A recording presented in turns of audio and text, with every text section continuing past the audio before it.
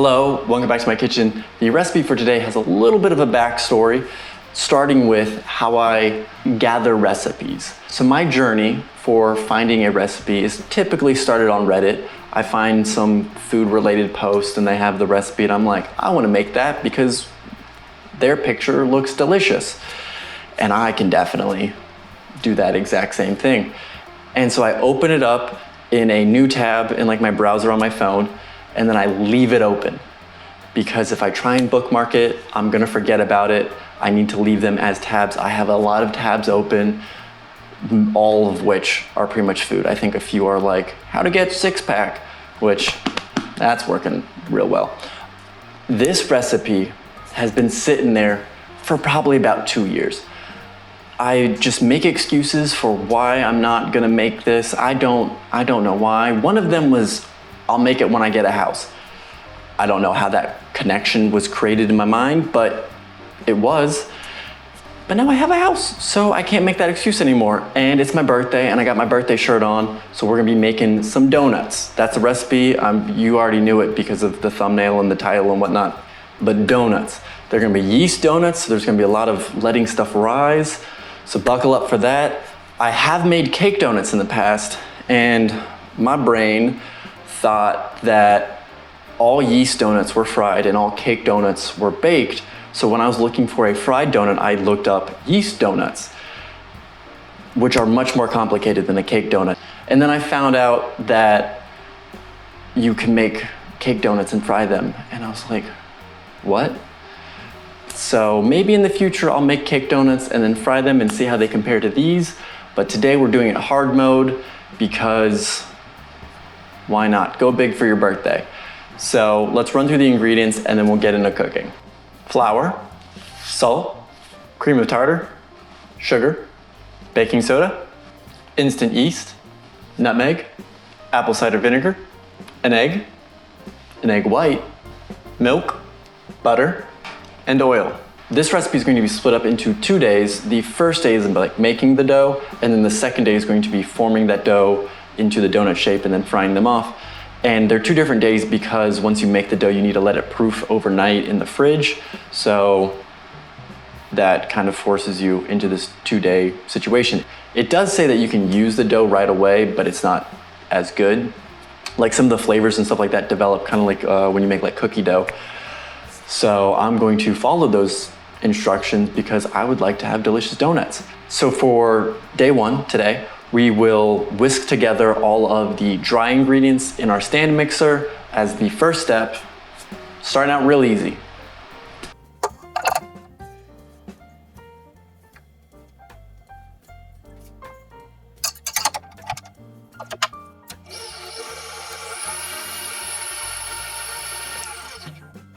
The second step of day 1 is a little bit more complicated than the first one. We have to add all the wet ingredients and then use the paddle attachment instead of the whisk that we had from step 1. And we're going to kind of beat everything together at like a low speed. And then once that's all incorporated, we're going to kick it up to high and then let it go for 2 minutes.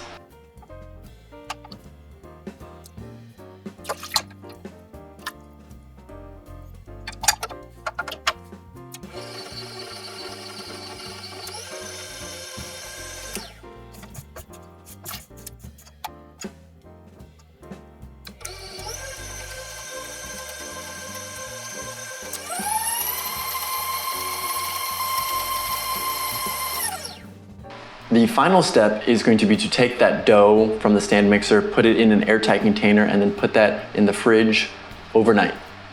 So I'll see you tomorrow.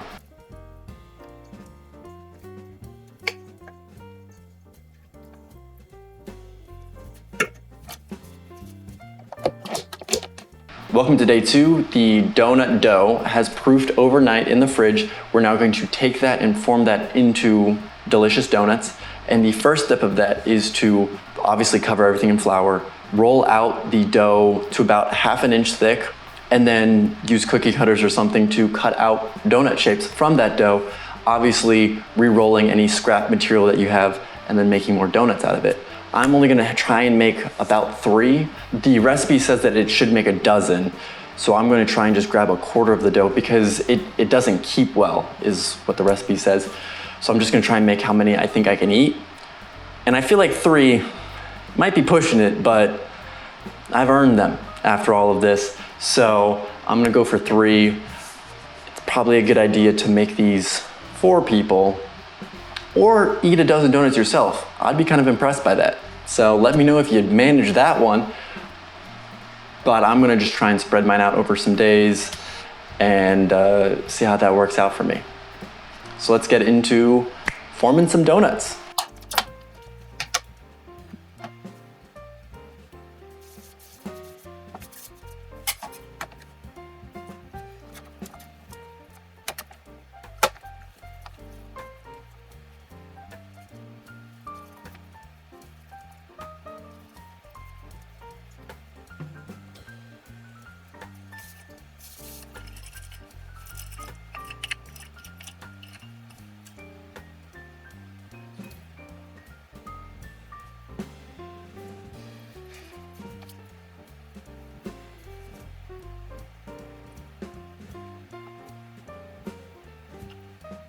The next step is going to be to take the donuts that we formed, put them on a baking sheet that has parchment paper on it, and then covering that with plastic wrap or saran wrap, whatever it's called.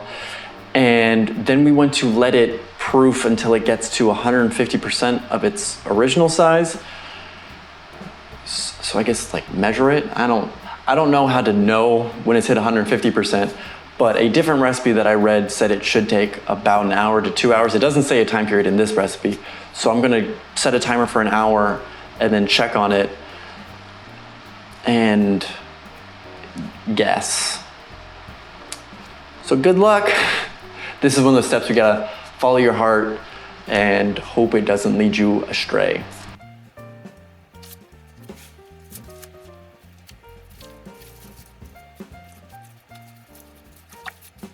The next step is going to be to take like a Dutch oven or something that you can deep fry in and fill it with 2 inches of oil and get that to 350.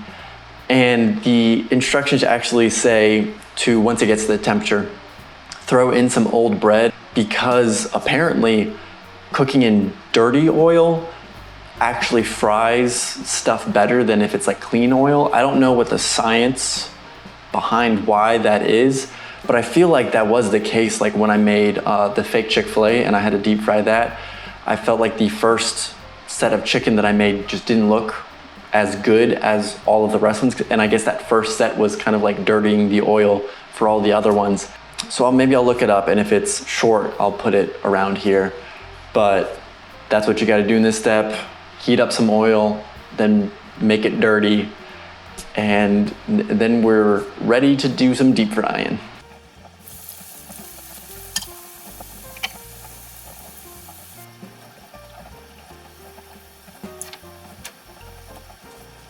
Now we want to put the donuts that we have into the hot oil and let them deep fry until they're golden brown all over. And it says about a minute per side, so you're gonna have to flip it midway through.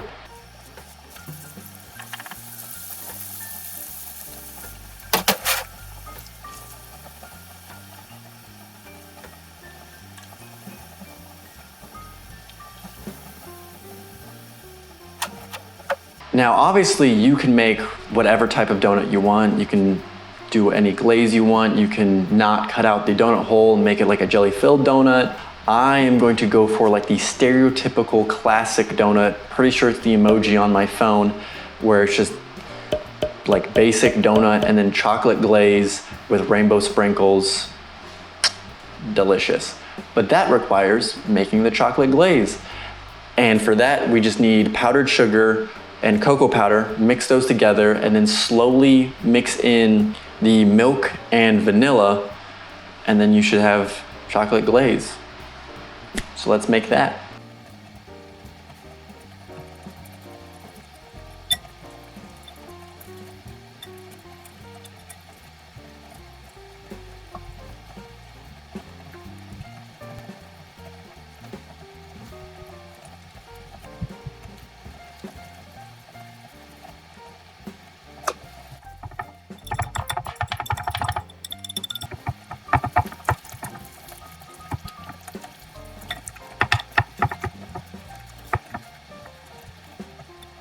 last but not least, it's time to kind of form the donut. So we have the donut, we have the chocolate glaze, we have sprinkles. I mean, we didn't make those, but we have them. So we just put the chocolate glaze onto the donut and then sprinkle the sprinkles on. You're good to go.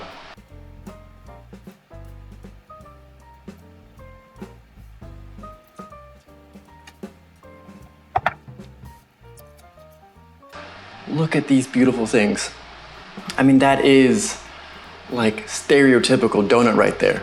I also did cinnamon sugar for the donut holes just to try something different. I realized I had some cinnamon sugar in my pantry just from a different recipe. I can't remember what I made, but something had cinnamon sugar and it made a ton, and so it's just been sitting there. So I got a little bit of use out of it, but this is the start of the show right here. Before I taste it, I do wish that the dough was a little bit more solid, because trying to get it into the oil was a struggle. They did not really hold their shape. This one kind of stayed pretty circular, but the other two kind of became ovals. But it doesn't matter what it looks like, it matters how it tastes, and these smell fantastic. So I'm excited to try this, and then I'll let you know how it is. I mean, you can't go wrong with fried dough. These are delicious, like the nutmeg, which is optional, but I put it in there, has just like subtle, like little hints in there, like it's not overpowering, so I'd say it's a good addition. Maybe even some cinnamon, that might be like a good kind of undernote in there. But it's also not overly sweet. Like, it could be, I don't know how you would make a savory donut, but like it could be a savory base for something. And the glaze though isn't as chocolatey as I would like or was expecting. Like, I feel like a glazed donut back when I could eat donuts was like strong chocolate flavors. But all of this is pretty like subtle, like it's effective but subtle. None of it, I feel like I can eat all of these and I won't feel like sick to my stomach from sugar. I'll probably still feel sick to my stomach because that's a lot of fried dough, but maybe I'll leave one to do a test to see how it keeps. Like, if I eat it tomorrow morning, what will it be like? So I'll do that. Maybe one for science I'll leave. But I mean, it's delicious. I haven't had a donut that's been fried in like 5 years since I was diagnosed, which would have been, I just remembered my birthday is also my celiac diagnosis anniversary, because I was diagnosed on the 17th of May and my birthday is the 13th. Well, happy celiac birthday, happy my birthday. I totally forgot about that. But this is a great way to celebrate all that, having some donuts that I haven't had in forever. I will say though, these are like yeast donuts, which are supposed to be much more airy. They are pretty dense, so it's almost like it's in the cake donut department. But I'm not complaining, it's still good. It's just, I realize now that it should be a little bit more like light and fluffy, whereas this is, I guess, almost like a funnel cake is kind of what it reminds me of, but still delicious. Obviously, if you're not celiac, you don't have to make a gluten-free donut, but I say go try make some fried donuts. Oh, also, make sure that you have a candy thermometer or some kind of thermometer for the oil, because it takes forever to get up to like 350 is the temperature that it wants to be at. So if you don't have one of those, you'll probably assume that it's at temperature way before it actually is.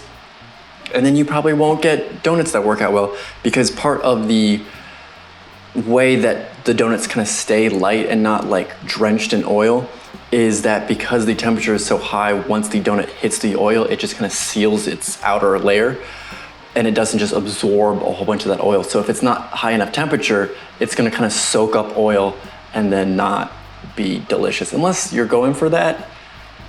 But I don't really wanna just eat oil. But on that note, bye Mom, still not dead. See ya.